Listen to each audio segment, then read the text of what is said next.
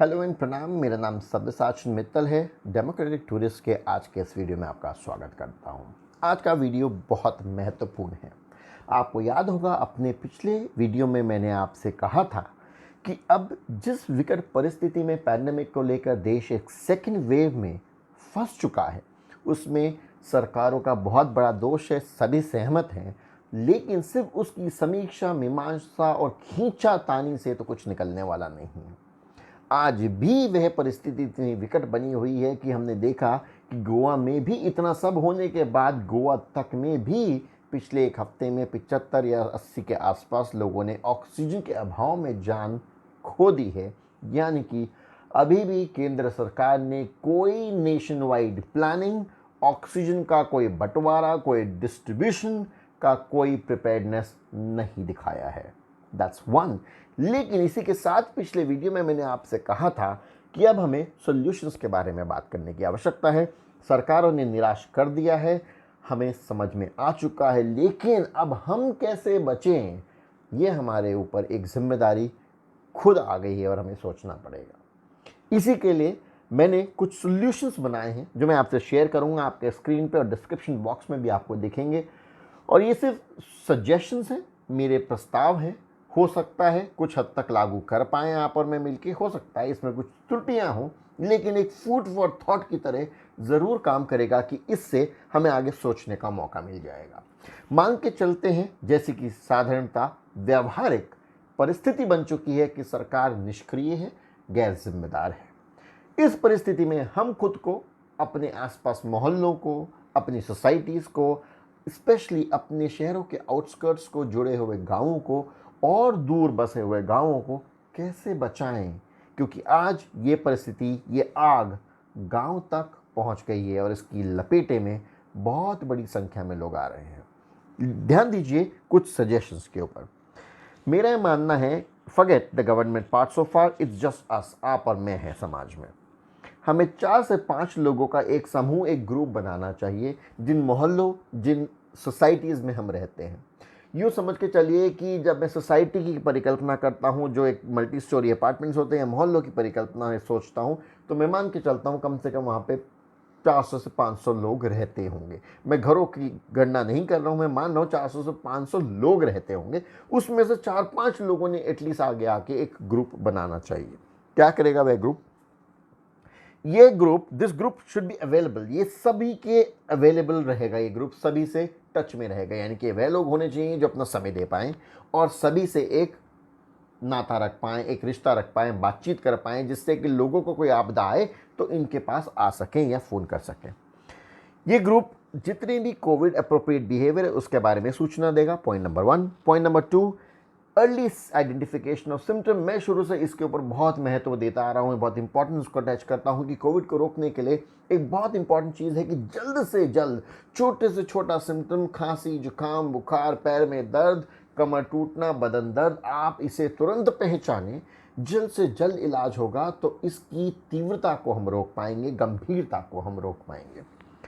उसके बारे में लोगों को जागरूक करना, उन्हें बताना पेशेंट की घर पे कैसे केयर करें, उन्हें कैसे एक होम ट्रीटमेंट फैसिलिटी मिल सकती है, आसपास कितने हॉस्पिटल्स हैं, कौन सा नज़दीकी हॉस्पिटल्स है और लैब्स हैं जहाँ पर टेस्टिंग हो सकती है, और क्या कोशिश कर कर उस वार्ड के, उस क्षेत्र के, उस नगर पालिका में जो भी एक हद है उसके अंदर ही लोग वहीं के वहीं आसपास में एक चिकित्सा प्राप्त कर सकते हैं।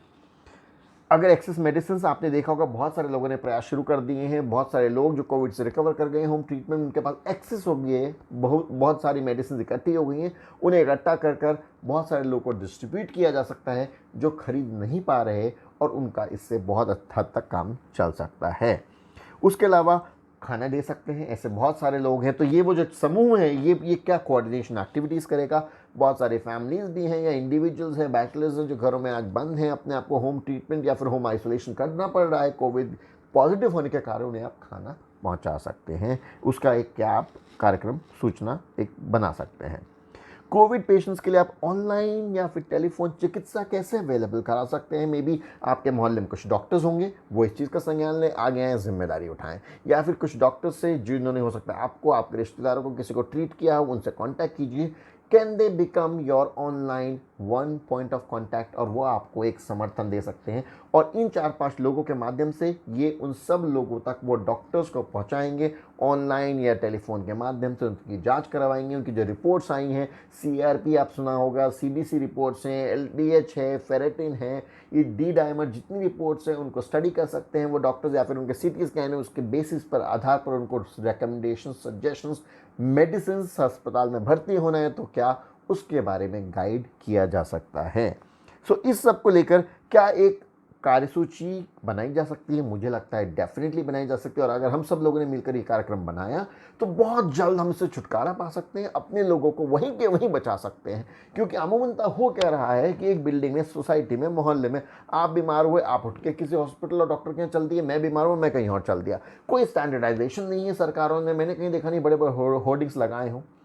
किसी भी शहर में चले जाइए, छोटे या बड़े, बिहार में, महाराष्ट्र में, पंजाब में या बंगाल में, तमिलनाडु में, केरला में या फिर नई दिल्ली में, आप जहां जाएंगे बड़े बड़े पॉलिटिशियंस के हैप्पी बर्थडे के बैनर्स लगे हैं, उनके पोस्टर्स के बैनर लगे हैं। आज भी सरकारें अपनी पीठ थपथपाने में लगी हैं कि कितना बढ़िया काम कर रही हैं, लेकिन कहीं इतने बड़े बड़े होर्डिंग्स, बैनर्स नहीं दिखेंगे जहां आपको लिखा पढ़ने में आए कि कोविड के अर्ली सिम्टम्स क्या हैं, उन्हें कैसे पहचाने, जिससे कि वह व्यक्ति जो बहुत जागरूक नहीं है, बहुत इंटरनेट टेलीविजन नहीं देखता या उसकी वहाँ तक पहुँच नहीं है, वो कैसे सामान्यता उस तक ये खबर पहुँच पाए। उसको जागरूकता सरकार ने देने के लिए मुझे नहीं लगता कोई काम किया है। या घर घर किसी कॉर्पोरेशन ने, किसी नगर पालिका ने घर घर जाकर कोई पैम्फलेट्स पिछले 1 साल में बांटे हों, जिसके माध्यम से भी लोगों को सही सूचना मिल सके। उसके बाद हम और क्या कर सकते हैं? हम कर सकते हैं ट्रीटमेंट, इससे एक स्टैंडर्डाइज हो जाएगा, फास्ट हो जाएगा, इफेक्टिव हो जाएगा, सभी लोगों को एक तरह का ट्रीटमेंट बन जाएगा। क्योंकि मुझे उम्मीद थी कि अब तक सरकार ने, अब तक फॉरगेट सेकेंड वेव आने के बाद भी, अब तक पिछले 1 महीने में पूरे देश को किसी प्रेस विज्ञप्ति के माध्यम से आके बताना चाहिए था। एक स्टैंडर्ड हमने प्रोटोकॉल बनाया है, उसमें चाहे वो डॉक्सी है, डॉक्सीसाइक्लिन है, या फिर वो आइवरमेक्टिन है, या फिर उसमें कोई पेडिसनॉल देना है, या फिर उसमें कोई वाइसनॉल देना है, या फिर उसमें मेफ्टाल है कि कॉम्बीफ्लैम है, उसमें कौन सी टैबलेट लेनी है, उसमें नेबुलाइजर लेना है तो उसमें डियोलिन है या डेक्सोना है। कोई एक फॉर्मेट बनाया होगा, या कॉल्सिट्लिन है कि कौन सी टैबलेट्स, कौन सी दवाइयाँ, एक स्टैंडर्ड प्रेस्क्रिप्शन है जिसको डॉक्टर्स फॉलो कर पाए। वरना हर डॉक्टर अपने मन से चल रहा है, कोई सस्ती दे रहा है, कोई महंगी दे रहा है, कोई इसका आकलन नहीं है, कोई इसका आधार नहीं है, कोई एक टीम नहीं है, कोई ट्री डायग्राम नहीं है कि ऊपर एक बड़ा डॉक्टर बैठा है, फिर नीचे उसके असिस्टेंट है और जूनियर डॉक्टर्स तक पहुंचते पहुंचते एक सिस्टम हो जहां से पूरे देश को एक समान इसकी चिकित्सा मिल सके। और हम क्या कर सकते हैं? जो ये अब हम तो कर सकते हैं, तो let's do something about it. Information bulletin, हम ये जो लोग हैं वो मिलके एक सूचना, व्हाट्सएप आज हर एक के पास है लगभग, उसके माध्यम से कोई भी उससे संबंधित सूचना है, नई कुछ, अब वो ब्लैक फंगस के बारे में आ गई है, कुछ उसके नए सिम्टम्स हैं, उन्हें जल्द से लोगों तक फॉरवर्ड किया जाए, उन तक पहुंचाई जाए।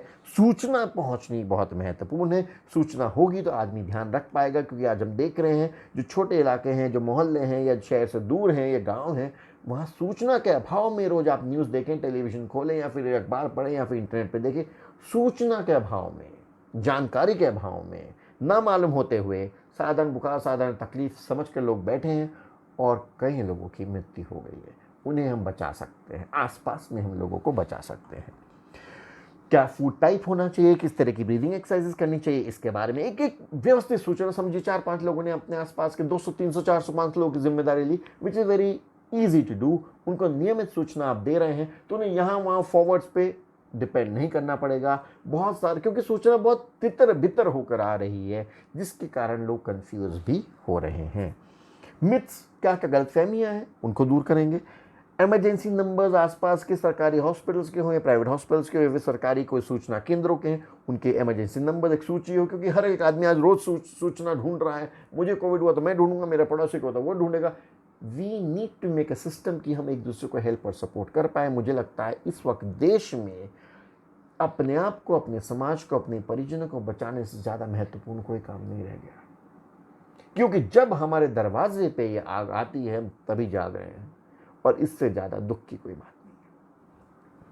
हमें सोचना होगा कि किस तरह से ऑक्सीजन की सप्लाई को हम खुद व्यवस्थित कर लें, चाहे वो कॉन्सेंट्रेटर के माध्यम से या सिलेंडर के माध्यम से, उसे ऑर्गेनाइज कर लें कि मेरे मोहल्ले के 300, 400, 500 लोगों तक तो ये समस्या नहीं आएगी। We have insured about it. इसको करने के हम कुछ तरीके ढूंढ सकते हैं।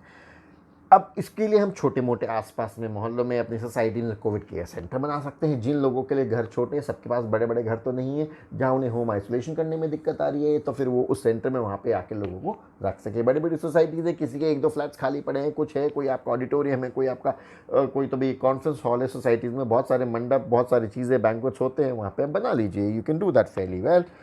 उसको करने के लिए बड़े बड़े बैनर्स, पोस्टर्स छाप सकते हैं इन्फॉर्मेशन को पहुंचाने के लिए। और इसके लिए जो हमारे समाज में, हमारी सोसाइटीज़ में बहुत ऐसे धनाढ्य लोग होते हैं, जो वेल टू डू हैं, जो एक मध्यम वर्ग से ऊपर आते हैं, वो ज़्यादातर बहुत सारी जगह डोनेशन भी देते हैं, चैरिटी भी करते हैं, प्राइम मिनिस्टर केयर फंड में भी पैसा देते हैं, जिसके चलते आज अनेकों वेंटिलेटर्स और अनेकों ऑक्सीजन कॉन्सनट्रेटर काम नहीं कर रहे हैं। मेरा सुझाव ऐसा रहेगा कि बड़ी बड़ी जगहों पर डोनेशन देने से अच्छा बिल्कुल लोकल कीजिए।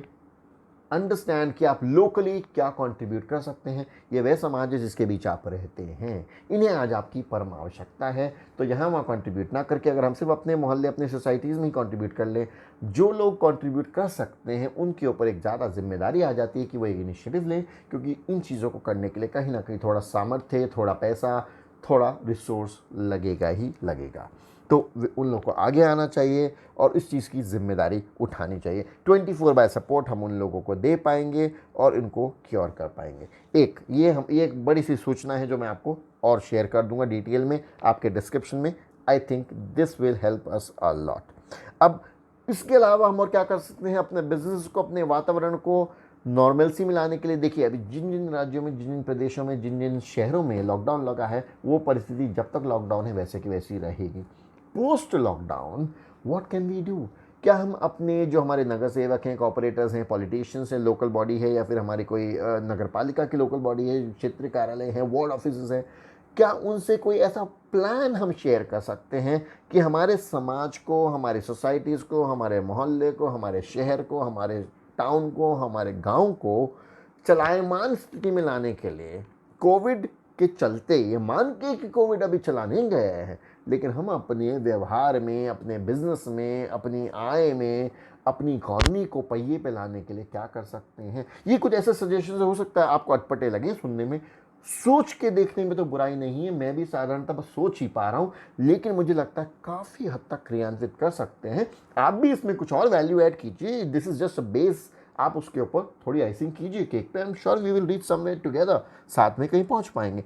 क्या हम दुकानों को ऑल्टरनेट, जैसे हमने देखा दिल्ली में ऑड इवन का फॉर्मूला चला था, है ना, जब वहाँ पे एक संकट आता है हर हर सर्दी के दिनों में, जब वहाँ पे एक संकट बनता है प्रदूषण का, तो ऑड इवन का फॉर्मूला होता है। उस तरह से दुकानों को खोल सकते हैं क्या?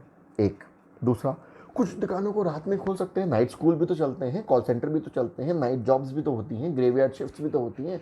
क्या कुछ दुकानों को रात में खोलें? कुछ सोसाइटीज़ को दिन में जाने की आज़ादी हो, कुछ को रात में जाने की आज़ादी हो, तो कैसे क्राउड डिस्पर्स हो जाएगा, एक साथ भीड़ नहीं होगी। आज भी अगर हम देखें तो वास्तव की स्थिति ऐसी है कि ज़्यादातर प्रदेशों में सुबह 7 से 10, 7 से 11 तक मार्केट खुल रहा है, यानी कि लोगों को अपनी ग्रोसरी नीड्स, जो आवश्यक चीज़ें हैं, उन्हें लेने के लिए एकदम से गर्दी होती है 7 से 11 में। अब महाराष्ट्र की बात आप ले लें तो सैटरडे संडे कंप्लीट लॉकडाउन है, मतलब आपको दूध, सब्जी, अंडा, ब्रेड कुछ नहीं मिलेगा, यानी कि मंडे होते ही so many people in the market together. तो क्या सरकार का ही सही निर्णय है? अगर आप 5 दिन 7 से 11 खोल रहे हो, वीकेंड को टाइट करने से तो आपको नहीं लगता मंडे को भीड़ और ज़्यादा उमड़ती है? खुद जाकर देखिए, डेफिनेटली उमड़ती है। उससे अच्छा क्या हम कुछ दुकानों को 2 घंटे सुबह खोलने की, कुछ को शाम को खोलने की अनुमति दें? तो ये रात को खोलने की अनुमति, पूरा मार्केट रात को खोल दिया तो क्या समस्या आएगी? भाई ये मैं मान के चलता हूँ, ये जो बड़े बड़े दावे ठोक रहे हैं हमारे जो ये प्रतिनिधि हैं, इन्होंने स्ट्रीट लाइट्स तो आज पूरे देश में, हर सड़क में, हर मोहल्ले में लगाई हुई, नहीं लगे तो गला पकड़ेंगे, लगवाएंगे।